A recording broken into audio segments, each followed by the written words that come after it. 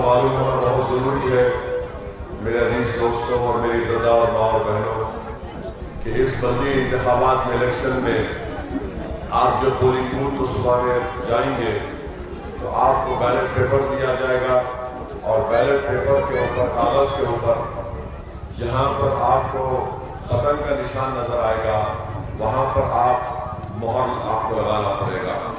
फिर उसको ballot paper को आप मोड़कर जो डब्बा रहेगा उस डब्बे के अंदर आप अपना बैलेट पेपर डालेंगे, तभी आपका वोट का इस्तेमाल होगा।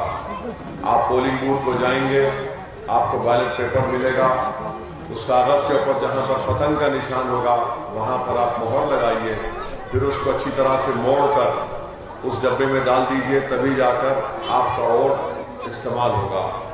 ये दो अहम बातें मुझे आपको बताना था। तीसरी अहम बात जो मैं आपको बताना चाह रहा हूँ एहलियान सुभानपुरा को कि मजलिस इत्तेहादुल मुस्लिमीन की नुमाइंदगी पर यहाँ पर एक सूरज नाइन डाली गई आलिया बेगम मस्जिद के इलाके में और दरगाह यूसुफ़ैन गिजरानी गेट के पास करीब 27 लाख की। फिर वहीं पर आलिया मस्जिद के पास उसके अपोजिट में एक सीमेंट रोड डाली गई 7 लाख की।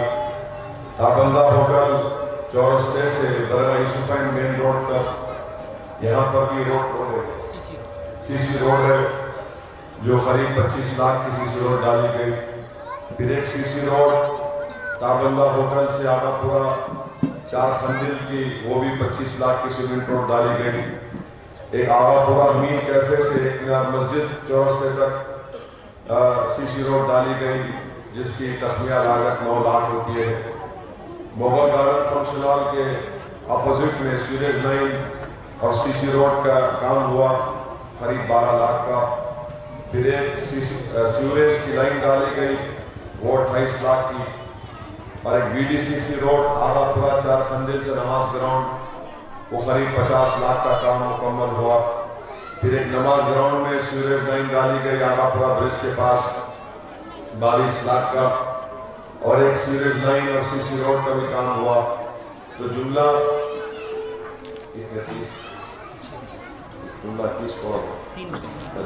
3 करोड़ 5 लाख के काम सुभानपुरा नमाज ग्राउंड और एक मीनार मस्जिद 4 खंडिल के अतराफ में करवाए गए। मुझे ये भी मालूम कि कमेटी हॉल गली के पास एक सीवरेज लाइन का काम होना बाकी है जो 5,20,000 का है। इंशाअल्लाह ताला वो काम भी इलेक्शन के बाद जल्द से जल्द शुरू होगा। अभी आपके ये जो काम हमने किए वो आप तक मैं आपके दरमियान में खड़े होकर बता रहा हूँ, क्योंकि हर सियासी जमात का काम ये होता है कि वो आवाम के दरमियान में जाए तो वो बताए कि वो क्या काम किया और क्या काम करना चाहती है। चौथी अहम बात मैं आपको बता रहा हूँ कि सुभानपुरे में अभी बहुत से ऐसे लोग हैं, ऐसे घर हैं जिनको 10,000 रुपये की स्कीम में उनको पैसे नहीं मिले हैं। मैं उन तमाम लोगों को एक बात बता रहा हूँ कि 4 दिसंबर के बाद इंशाअल्लाह ताला वो जिनके घर में पैसे नहीं मिले, जनाब रहमत साहब ने और मजलिस के जिम्मेदारों ने उनके घर का नंबर और उनके अकाउंट डिटेल्स दिए हैं। 4 तारीख के बाद मीसेमा में उनके नाम के साथ एप्लीकेशन डाल दिया जाएगा और हुकूमत से राज उनके अकाउंट में ये पैसे भी आ जाएंगे इंशाअल्लाह ताला। तो आपको कोई फिक्र करने की जरूरत नहीं है, जिनके पैसे नहीं आए उनको पैसे मिल जाएंगे। 5वीं अहम बात यह है कि हैदराबाद में 100 साल के बाद बड़ी तेज और शिद्दत की बारिश हुई जिसकी बिना पर हजारों बल्कि लाखों लोगों का नुकसान हुआ।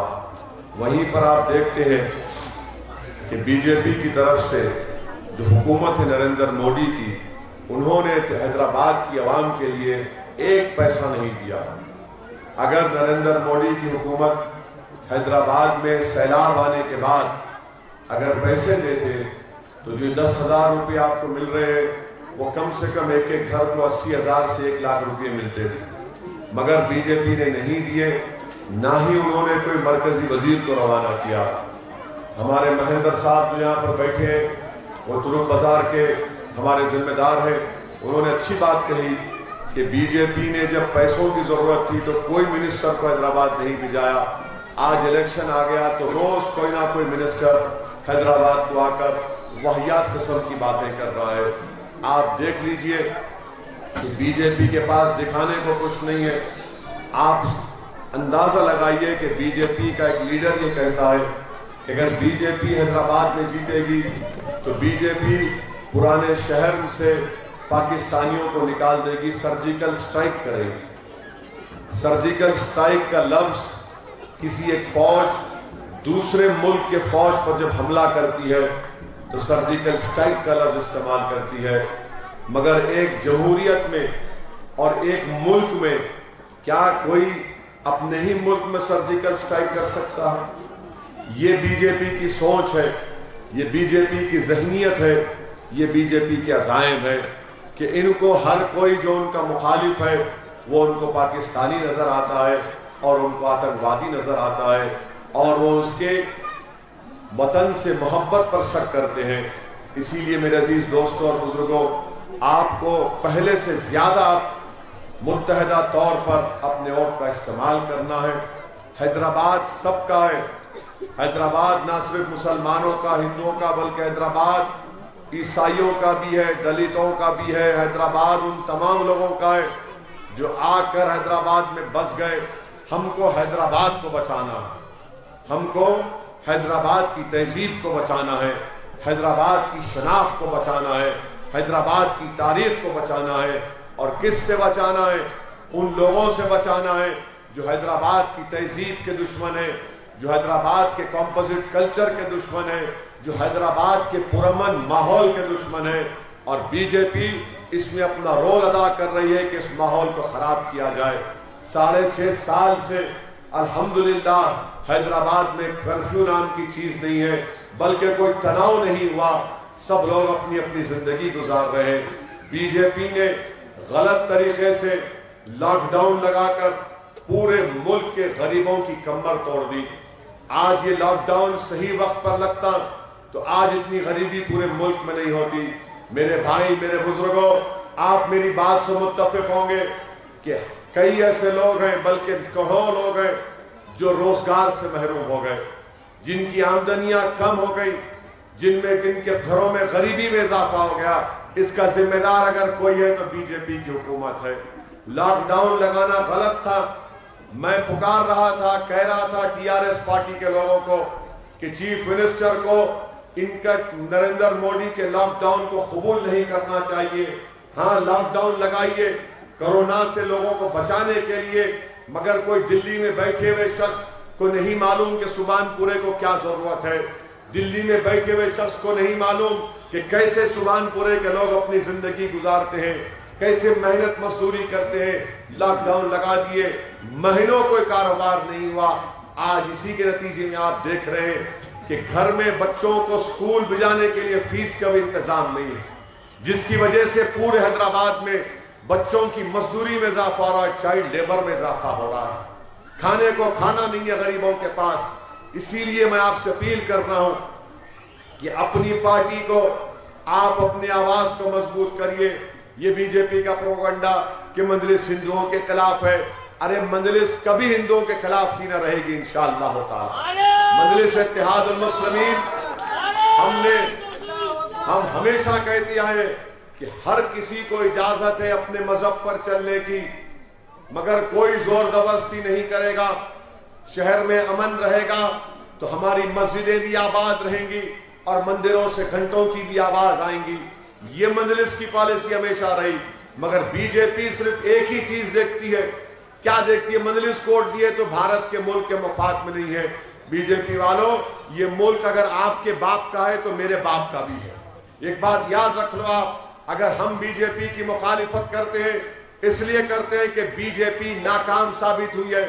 نریندر مودی 6.5 سال میں ملک میں روزگار فراہم کرنے کے بجائے کروڑوں نوجوانوں کو بے روزگار کر چکے ہیں, غریبی میں اضافہ ہو چکا ہے. تو اس پہ بات نہیں کرتے.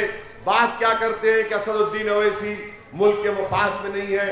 ارے جو کوئی بی جے پی کا منسٹر حیدرآباد کو آتا وہ شروع کرتا مجلس سے اور ختم کرتا دولہے بھائی اسدالدین اویسی کے اوپر.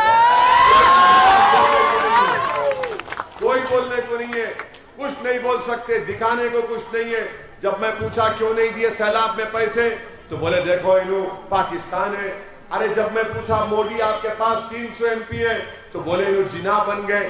ارے جنا کہاں ہے بھائی؟ جنا ہمارے خواب میں بھی نہیں آتا, نہ ہم سوچتے. کیا آپ پاکستان کے بارے میں سوچتے سبحان پورے میں؟ اگر میں اب پوچھوں گا کسی کو پاکستان کہاں ہے تو انہیں بولتا ہے کہ نہیں کا دیوانہ ہو گیا بولتے نا آپ. ارے اگر بی جے پی کو آپ بولیں گے 4 چیزیں مت بولو, انہوں گونگے ہو جاتے ہیں. کیا؟ پاکستان مت بولو, اسلامک ٹیررزم مت بولو, ریبڈ اسلامزم مت بولو, نیشنلزم مت بولو, اور یہ ہندو مسلم کی بات مت کرو. تو بی جے پی بولیں گے پھر ہماری تو دکان بند ہو جائے گی. ان کی دکان بند کرنے کا ٹائم آ چکا ہے. ایک ایسا آدمی بول رہا کہ حیدرآباد کے پرانے شہر میں سرجیکل سٹرائک کریں گے. بتائیے کون سا روہنگیا رہتا ہے ہمارے پاس؟ غریبی ہمارا مقدر بن گیا, مفلسی ہمارا مقدر بن گیا تمہارے لاک ڈاؤن کی وجہ سے. اس کے اوپر بات نہیں کرتے. جب ہم یہ بات کرتے تکلیف ہوتی ہے. پارلیمنٹ میں مجلس کی مخالفت کیوں کرتے ہیں؟ کیونکہ پارلیمنٹ میں میں نے ٹرپل طلاق قانون کی مخالفت کی. کیوں کی؟ دلائل کے ساتھ بتایا کہ مسلم خواتین کا تحفظ نہیں ہوگا, اس سے ان کو نقصان ہوگا, بی جے پی کو تکلیف. میں نے مخالفت کی CAA قانون کی. میں نے کہا کہ یہ بھارت کے آئین کے خلاف ہے. جو سمویدھان, جو آئین امبیڈکر نے بنایا, اس میں آپ نہیں کہہ سکتے کہ ایک مذہب کو دور کر سکتے. میں نے اس قانون کو پھاڑ دیا, بی جے پی کو تکلیف. اسی لیے جو کوئی حیدرآباد کو آ رہا صرف مجلس مجلس مجلس بول رہا, ارے بابو میں معلوم میں ایک مجنوں ہوں, بہت سے لیلا میرے پیچھے پڑے جس میں بی جے پی. مگر ہماری جماعت کی تاریخ رہی کہ ہم نے ہر طاقتوں سے مقابلہ کیا اور ہم نے اللہ کی ذات پر توکل کر کے مقابلہ کیا. اللہ نے آپ کی دعاؤں کی وجہ سے, آپ کے ساتھ کی وجہ سے اللہ نے ہم کو کامیاب کیا. جس چراغ کو ہمارے بزرگوں نے جلایا تھا, یہی علاقے جہاں سے پولیس ایکشن کے بعد مجلس کو آپ نے پروان چڑھایا تھا, یہی مرحوم سبحان پہلوان اور ان کے زمانے کے ساتھی ہیں جنہوں نے مجلس کے پرچم کو بلند کیا تھا. آج ان بزرگوں کی قربانیوں کا نتیجہ ہے کہ مجلس آج بہار میں میرے عزیز دوستوں اور بزرگوں, میری عزتدار ماں اور بہنوں, یہ آپ کی پارٹی ہے. یاد رکھیے نمک کا ایک کنکر ہے, اس کو آپ کو بچا کے رکھنا ہے. اور ہم پر الزام لگانے والوں فرقہ پرستی کا, 5 سال پہلے ہم نے ڈی موہن کو کامیاب کیا, اب دوبارہ یہاں سے روی کو ٹکٹ دیے. ہم یہ بتائیں گے روی کو کامیاب کر کے کہ یہ سیکولرزم ہوتا ہے کہ ہم سب مل کر, ہندو, مسلمان, سکھ, دلت, وہ بیکورڈ کلاس, سب مل کر انشاءاللہ تعالی یہاں سے ہم اب روی کو کامیاب کریں گے. ارے ہم پر الزام لگانے والوں, تم نے کیا کیا بتاؤ؟ TRS بتا سکتی ہے کہ کیا کیا جام باغ ڈویژن میں؟ بی جے پی کا MP بتا سکتا ہے کہ اس نے کیا کیا گوشہ محل میں, توپ خانہ میں؟ ہر سال پانی آتا تھا, مجلس نے وہاں پر 2.5 کروڑ کا برج بنایا. توپ خانہ کے ہمارے تمام ہندو مسلمان بھائی ہم سے کہہ رہے کہ صاحب آپ نے پہلی مرتبہ ہماری تکلیف کو دیکھا اور یہاں پر کام کروایا. یہی کام مجلس کر رہی ہے. ہماری لڑائی کس کی ہے میرے بھائی؟ انصاف کی لڑائی ہے, ترقی کی لڑائی ہے, حصے داری کی لڑائی ہے. ہم اپنا حصہ چاہتے ہیں بھارت کی سیاست میں. ہماری لڑائی کو آسمان سے تارے توڑ کر لانے کی نہیں ہے. میں اپنے ملک کو مضبوط دیکھنا چاہتا ہوں. ملک کب مضبوط ہوگا؟ جب مظلوم عوام, چاہے دلت ہو یا مسلمان ہو, ان کو ان کا حصہ ملے گا, تب جا کر بھارت مضبوط ہوگا.